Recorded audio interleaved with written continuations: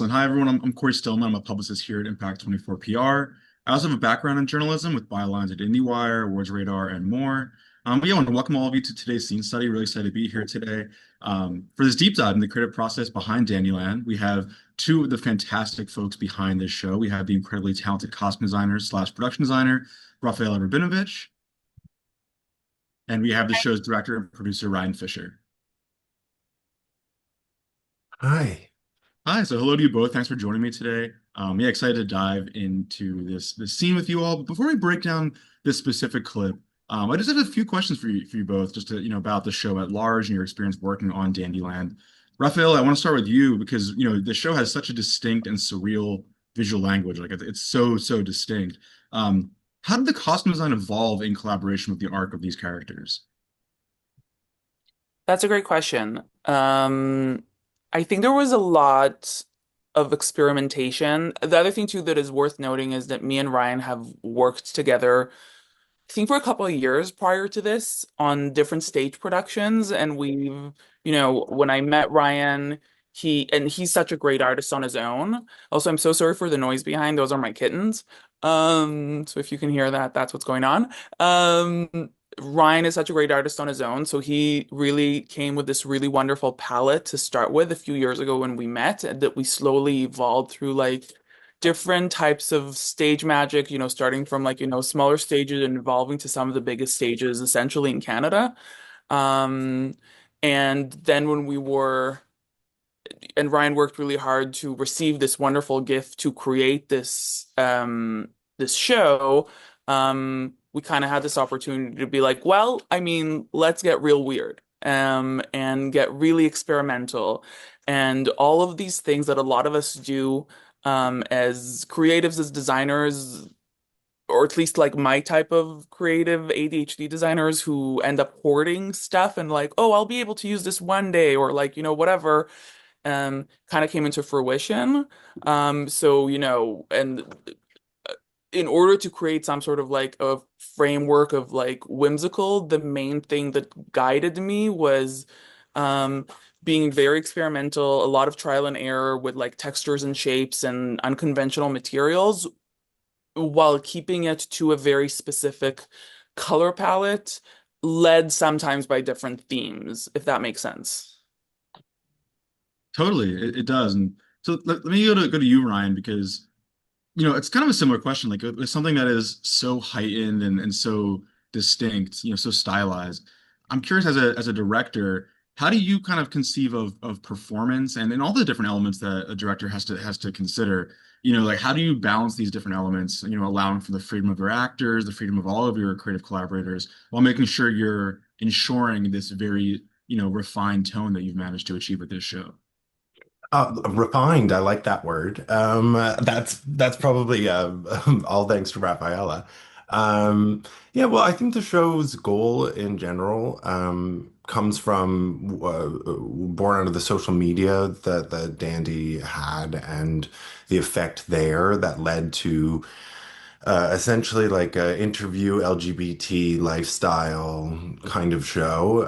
Like what I was going for was just creating a show where I'm talking to LGBT and LGBT adjacent people, and from what I was saying about the social media, it's a place of where I want this space to be something where people feel like they can be themselves and know that they are loved for being themselves exactly who they are. And so getting into that, sort of outrageous and whimsical costumes for Dandy. I think the weirder and the bigger and like the frillier and the more fringe we add to it, the puffier the sleeves, it sort of creates this like me existing in the world with these people, especially when we went on location, just sort of seeing this big thing kind of walking through the door in the real world. I just thought it was so important to look that way and to present it as like just everyone's accepting him. And so like the weirder it looks, it's sort of like to the eye, it really pops, but then in the mind, you're like, okay, this belongs. I think that balance there was exactly creating that space where it's like I can be like this and it's totally normal to all of us. So like we don't really ever stop and go, "Oh, you look so fantastic." I'm just sitting there in sequins and chains and spikes and studs. And we don't even mention it. I think that that's sort of where that is married together. It was very purposeful to have that kind of some outrageous looks where people are just being themselves and feeling loved. Totally. I also think that there is this idea that like this type of costume design, like I think that's a lot of how we approached it, that this type of costume design and style can actually be just as sophisticated and as intentional as like a drama or a fantasy, knowing that it's going to like, elevate, people as young as 4-year old to as old as 99, right? Because it like speaks to such a wide variety of individuals in such a safe way. So like there's like a lot of intention of like, we can make this sophisticated and really frilly and fun, with so much context that speaks to different people. Totally. That's really well said from both of you. I think it's, we use the word like refined. I love sophisticated as a word as well, Rafaela. But it's, like in that there's still this, freedom that you're both speaking to, this like outrageousness, kind of anything goes sort of mentality that allows both of those things to coexist. So, yeah, it's really, really cool. And so this last question is for both of you, because, with that being said, we're talking so much here about how there is this balance to be struck. And so I'm curious if you could both think of maybe an example, what was the biggest challenge for you on this show, whether it's in achieving that kind of balance we're talking about, or anything else you could think of that went into making Dandyland what it is. Um, I think that the constant just being so grateful, as queer people in this world that have gone through like, the treacherous life of like, becoming proudly queer in a world where it does not allow you to be that, no matter how many times they tell you that you are allowed to be.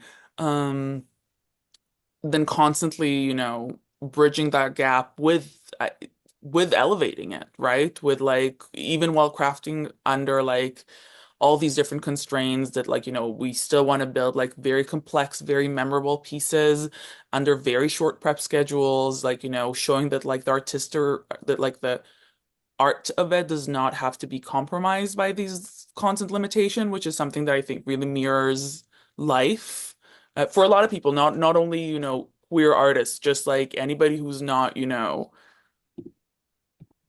I mean, I think for almost everybody, right? Like, I mean, we're all kind of struck by limitation. And like, I mean, this show was like a constant good reminder of like, yes, there's limitations, but, and a really good example, we shot this through the strike.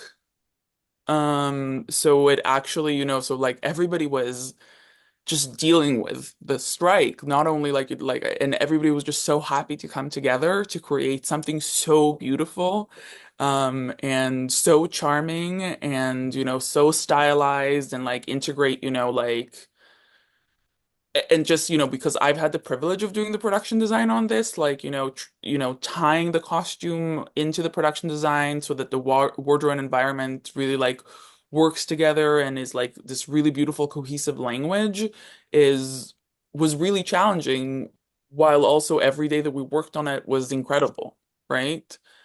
um Ryan. Yeah, I think that's well said. It's the challenge was like from a producing standpoint, and I know people will say this on any low budget project, because the one that we just came off, it was like $5 million. Like that's low budget, but we're talking about like tens of thousands of dollars for something like this, and so like the timing, like the amount of days that we had to shoot and we had to get it done. So like we show up, how many looks were there, Rafaela? Like 22 looks and a eight, puppet. And a puppet, right? Yeah. and production design, and like we build a set from scratch, right? Yeah, and so it's like showing up and then like losing even just a few hours one day having to wait on something is like just not possible. So I think that's what overcoming that challenge of being such a micro small budget, not having we had like 2 weeks to get it all done, all the in-person interviews and build the set and then do all the stuff on the set. So that's where it's like, okay, we can't really get hung up on perfection here. As Raf was saying, we came out of Cabaret, and so like, that's an even smaller budget, and we do live theater is very forgiving. So now we're like, wow, now that we actually have some time and resources to throw into like creating 22 looks versus like one or two for a show, or like a single act. We're like, okay, now this is really great, but in that time crunch, like a great word that Rafaella used was compromise. Like there is not really there's no way to compromise on it. Like nothing is compromised because of how whimsical it is. It's like okay, well then let's do it this way. And we got to change real quick because we got to get into a new look and a new corset. That takes time. And so yeah, like the challenges is being so micro budget and having such little time, but how like the very surreal nature of all of it, and how it is our interpretation on that refined, aristocratic 17th century foppish kind of character, but like we're taking him and putting him in this own universe. So yeah, there's no way to kind of miss out on opportunities like that, Hmm. but very challenging, yes. Yes. But I mean, I think that also there was something to I think that the show would not, in a way, if we had, and like I've had this experience before, right? I've worked in situations where I've had like, $40,000 of a budget and $400,000 of a budget, right? Or like, $10,000 for the entire series and $60,000 for an episode. While working on something like this, you create a world that feels both surreal and deeply relatable as a result also of the experience of making this and knowing who are the people that are going to see this. So like, I mean, you like, so there was no question about like, how much of the heart is going to get poured into this because we so deeply like, wanted people to see the core of the inspiration.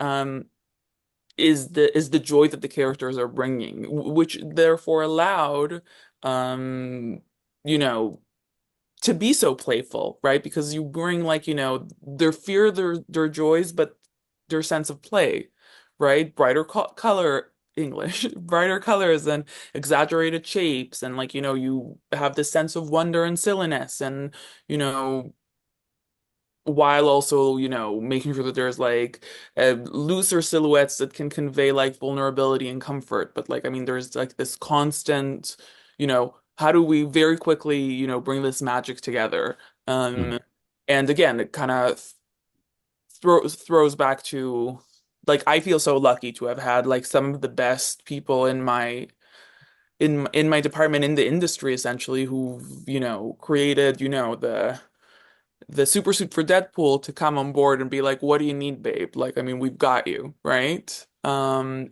that's not because how great I am, it's because of how great the project is.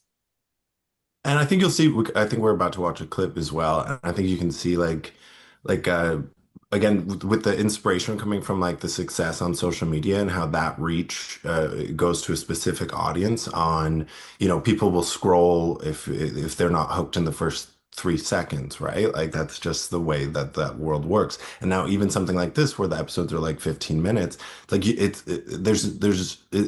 it's not surprising that we spent like I think it had to have been like 60% of the budget went to design, right? Like that was very important to where it's like, okay, we can compromise on certain things so that we have the budget to make this look the most amazing that it is. So people actually stay for more than 3 seconds and then get the content. And I think that that was achieved, and I think we'll see that. Yeah, you do my job for me. That's great. Yeah, I there's some really great insights there from both of you on this project, but even just low budget filmmaking in general. So yeah, really Yeah. appreciate that. And yeah, let's roll this clip and then we can keep talking about it afterwards. In today's episode of Dandyland, no harm came to any real-life dolphins.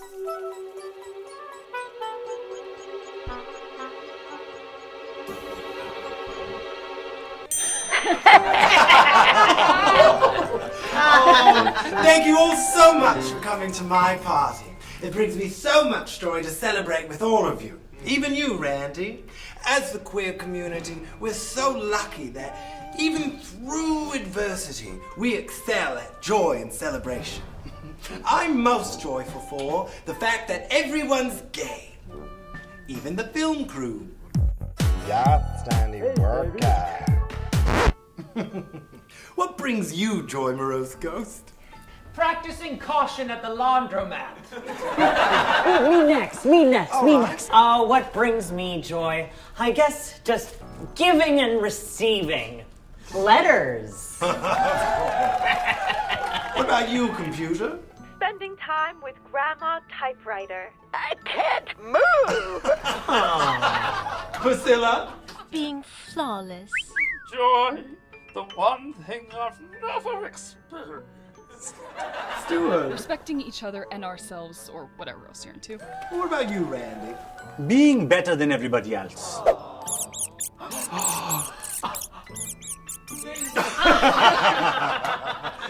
It's fine, you're welcome here too. Homophobia, you know? We love and accept you anyways, homophobic mouse. And one day you'll change. We accept you, Chad. We accept you, Chad. We accept you, Chad. We accept you, Chad. Huzzah! Awesome, yeah. Such a fun scene, and I have a few questions. The floor is yours to really break this down and let us know whatever it is that you want to get into on this scene. But first let's give us some context of kind of where are we, what's how this scene kind of came to life and came together. And then I have some specific questions here as well that can certainly guide us. But yeah, just kind of like give us some grounding here as far as what we're watching with this scene. Ryan, tell us about the scene that you wrote. Yeah, well, this is like the culmination of all of it. We had so many great characters that did the vignettes that led the themes for all of the episodes, and then looking back at this day, like this is the one day where we had a couple of scenes where everybody was together, and on a micro budget indie filmmaking, like that's sort of what the production is based around that day, right? When they could all be there at the exact same time, and we're trying to work as fast as we can. I don't even remember if the giant eyeball guy was written into that, or if that was something where we started and we were like, oh, well, we have that from another scene, so we got, I think, one of our camera people to throw that on and be like, okay, can you just sit in there? So there's our extra characters like at the party as well. But I think that really perfectly encapsulates like all of the relationships that have built up over the season. And then finally they're all there. And essentially writing that, it just goes around to each person and be like, all right, this is your character on that theme. And like the mailman, I think, is so beautiful, to just the archetype of like what that is.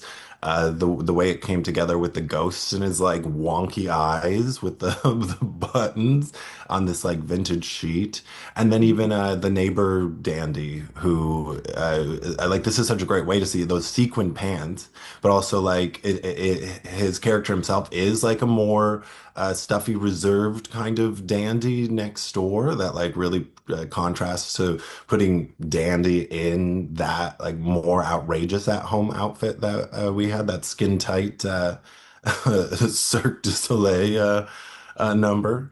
And so yeah, I think that's why it's a beautiful clip to share. But yeah, it's like a culmination of all of that, and then you could really see the distinction, and even the homophobic mouse, like the flannel shirt on that guy, Little like I Barbie really felt shirt. like that came off great there and next to everybody. So yeah, It's so also that the final scene, right? yeah, that's the last scene of the show before they we do credits started. Yeah. Yeah. Because I think it's also because it's the final, it's so special because it really is one of the moments where like every character we've built like throughout the entire series comes together on screen, which like you said earlier, it really only happens a couple of times. And from a visual perspective, I mean, obviously it's like a party scene, so like literally everybody's there. So it is a chance to show like the full spectrum in one frame, like all the colors, all the texture, all the silhouettes like interacting at once. And obviously, like you said, like I mean, the mailman Jordy's character, he only wears one outfit the entire time because it's his uniform, which is actually like a 1960s uniform that was gifted to us by like a lovely individual named Derek Baskerville that has one of the best, most beautiful collections in Canada at BB Costumes. And he's also a queer individual, and it was like very specific. And we like, we got from like a queer company, the Hearts, like to make sure that there's like, our own version of representation, like of like, like where do we like just to kind of create like our own logo, right? So like we reached out to like a really wonderful queer company that like made them for us. So there was a even though he's in a uniform that we always see, and same goes to obviously like our puppets, there is still like an opportunity to see the spectrum, because the intention is for like the way that we came about it and the way that I wanted to design it is that everybody stands out as an individual while having harmony in a bigger picture. So there's like a bit of a living collage. Hmm. Which Yeah. was like in the final scene, like the celebration scene, like everyone's wearing their nicest. Like the mailman has the flowers in his pouch, which would always change, and then the ghost's like nice silk, pink, hot, Yeah. little pink gloves, and so it's like everyone's dressed up in their finest for the last scene. So it sort of shows that culmination of everyone coming together. But like you said, it's still the same language between Mhm. everybody. Like the sparkly pants, even though he's more reserved, but it still like works on him. Totally, yeah. And I mean, and I think what the funny story is that the zipper on the sequin bodysuit ripped last minute. And it's because like I added dye to it constantly. I was very like attached to while having a lot of constraints of like, time and budget and like, tools, that it doesn't look like we didn't have money and tools. Yeah. But it's Um, all clipped together on the back. Don't you can't turn around. yeah, total. Yeah, yeah. I remember being like, you cannot turn around, or you can't sit in this, or like, you have to do, or like, turn like this, which is like Mhm. the reality of like, the reality of film sometimes, right? Yeah. But I really like, because it was the last scene, so like creating this very like shimmering kaleidoscope surface that like will catch the light, like, but and like amplify like this really surreal tone of the scene because you have this gang of misfits sitting with you. So yeah, and like, I remember like, hand painting the flowers, like, late at night, I think on your couch while you were like, drawing Priscilla. Um, so yeah. Yeah, so Rafael, you touched on something there that I always find super fascinating about costume design, which is that balance of fashion and function, and I'm sort of curious if you could talk a little bit more about that in this scene because you have even little things we don't think about like some characters are sitting down, some are standing. You alluded to having to design miniature little costumes for puppets and the like. So can you just talk to us a little bit about the some other considerations that go into that balance to make this as extravagant and as detailed as it is, but to also just make it functional for the demands of the scene. Well, I mean, I'll say that she very rarely thinks about function. Okay, that's where the collaboration comes in, where she comes up with these brilliant designs, and it's until the work that we did in live theater, where it's like, okay, I do need to actually sit down in this, and she says, why? It's like, no, Yeah. because there's a dance. We're dancing. And so, yeah, this was a really great scene of, I'll let you answer that, Rap, but like, this is a great scene of meeting that, of where, on camera, much more than when we do live, it's like we can just sort of like park in one spot and I don't need to move because I'll tip over so that this did allow us for things, like that. But yeah, what would your answer be, Ralph? I want to Totally. hear. I think that like I mean, especially like when we met, especially like I mean, not to put words in your mouth, but you were very like, oh, here because I've been nominated for an Emmy before, for a daytime Emmy for another kids show. called Project MC Square like maybe 6 or 7 years ago. And it's very much in this world, right? It's very much in the language, but we had money and we had people. I had like, a full crew of people and a lot of time. And I obviously and while I say there is no such thing as a small show, right? But like at the end of the day, I come from film and I and while sorry, I'll phrase it differently. I come from theater, but I've spent the majority of the last decade working in film. Um, and during the strike and like, a little bit before the strike is like mentioned, me and Ryan really started like working a lot more together because there was also has been like so much more opportunity. So I kind of re-engaged with a very gratifying experience of doing live theater again. And also to be fair, like I used to work for Cirque du Soleil in the costume department. So I also come from this world of like, when you work in theater, then like, I mean, everything is possible and there's no problem. And here I would one of the biggest lessons that I've learned in doing like live theater with Dandy, I'm not exactly answering the question, but I will in a second, is like to choose my battles, right? And often with you, I would be like, but it looks fine, it looks great, it's beautiful. Like we need it to look beautiful because people are coming to see the show and to hear you and all the things because you're amazing and all this stuff. But I'm also very like, I mean, but people are coming to see the show, right? So like, I mean, it's you don't have you don't sit down in this. We don't, you know. But I come from a world where like, I have a stunt coordinator, right? So I don't have to think. I mean, of course I am not going to put an actor in like a very short skirt that is like when I know that it's, she's going to be going into a fight scene because that is something that we have to think about a lot. Um, but I have the privilege of in different ways of doing that there, but the privilege here that I get to be a little bit more silly and not think about that or think about it in a different way where I'm like, well, we're going to use that in our advantage, right? Uh, Hmm.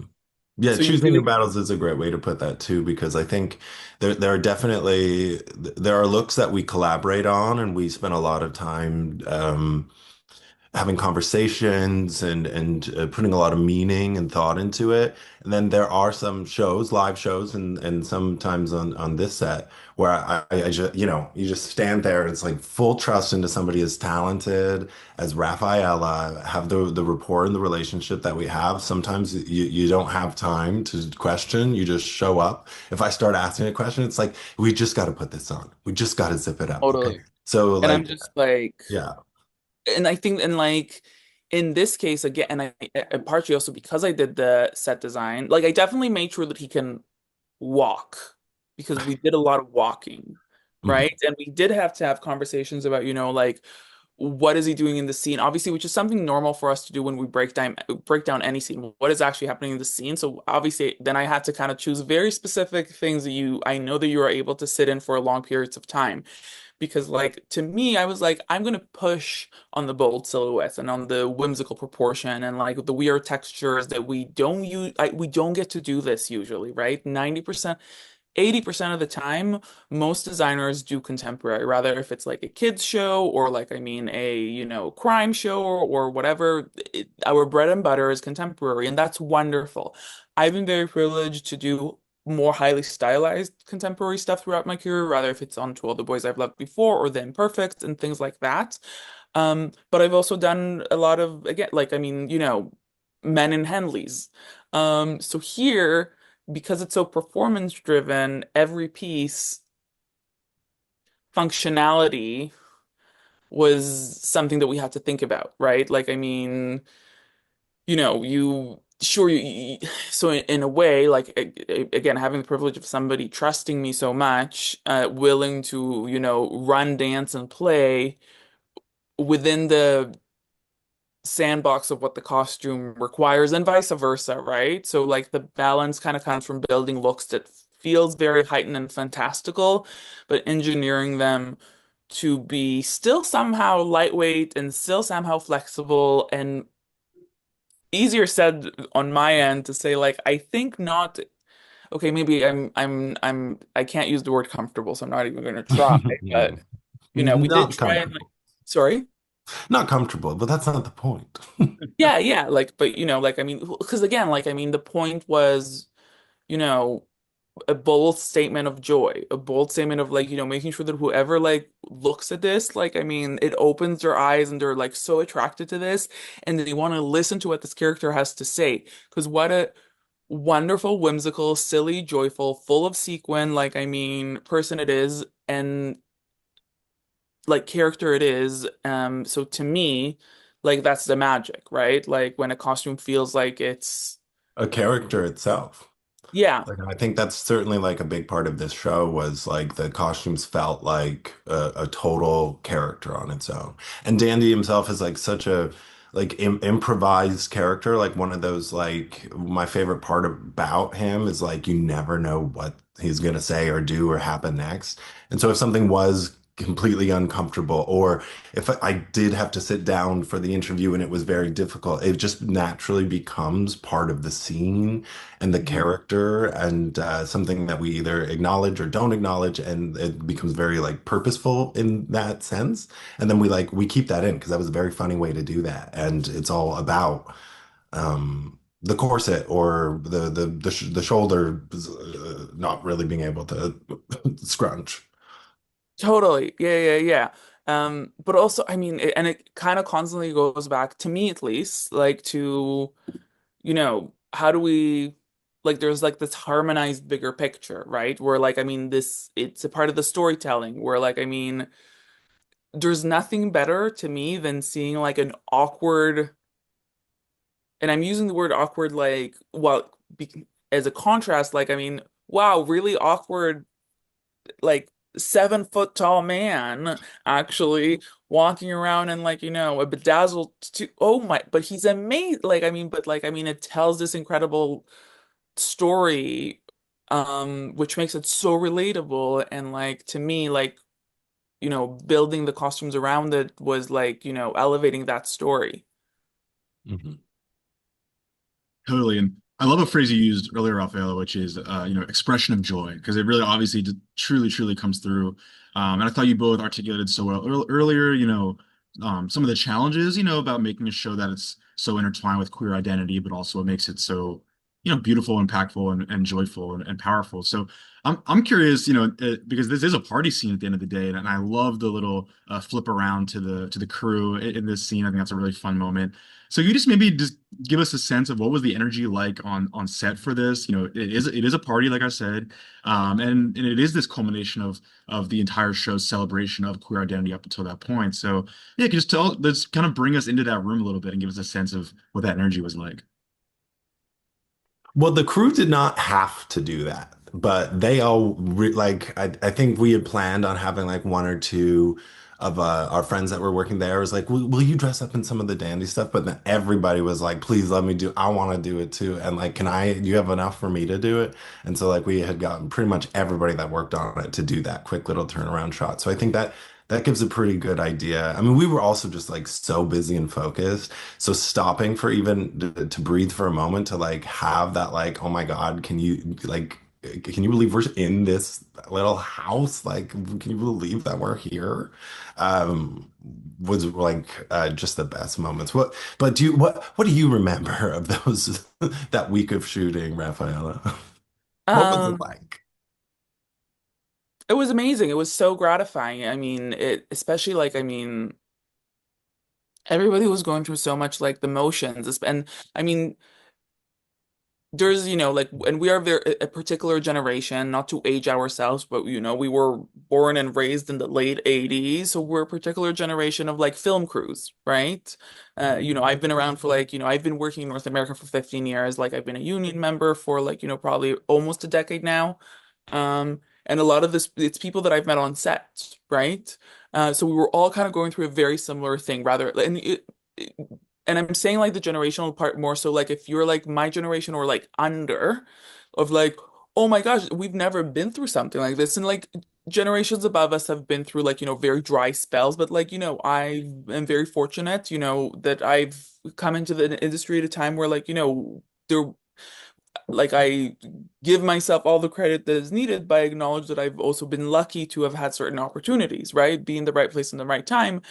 And so you had all these people kind of feeling the same way and that they're like, oh, we're in the right place in the right time. It doesn't matter that, like we're, we haven't worked in 6 months and we're so like, whatever, when we're so used to being so busy.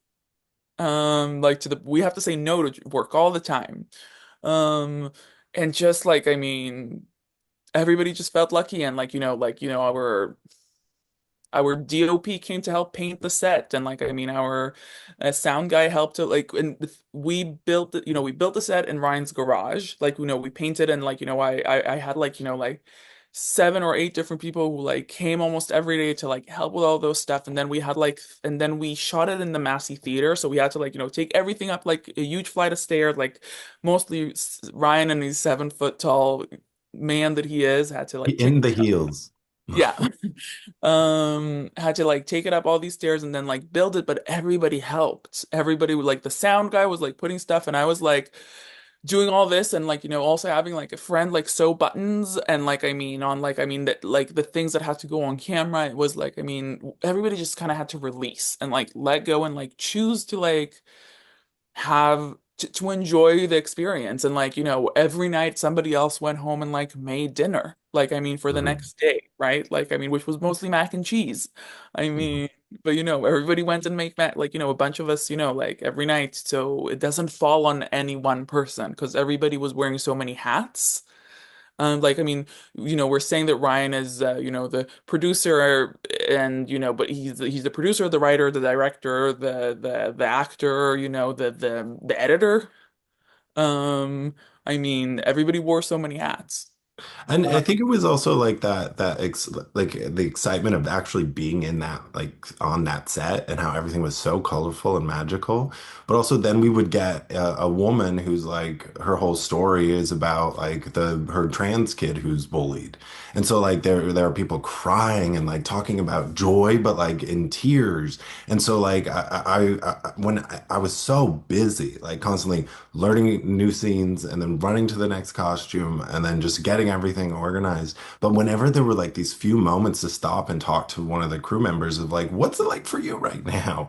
And then them like having their like tears in their eyes, because I exist in the queer community. So I hear these stories all the time, and I produced it. So I know who's coming in. And so the like just learning our DP being like, I never thought about like that sort of trans experience. I've never thought about what it's like to be, in your 70s and be a queer person, and what that story would be like, or a gay dad with like 2 babies at home. And so like the amount of learning that people did that reflected back at us, and like the emotions that are going to like that's why that scene was so great to show, because like that was like a fun, like we were all like laughing, like there was a lot of improv that got into that as well, like with the mouse, but like we're all just trying not to laugh, but everyone's joining in.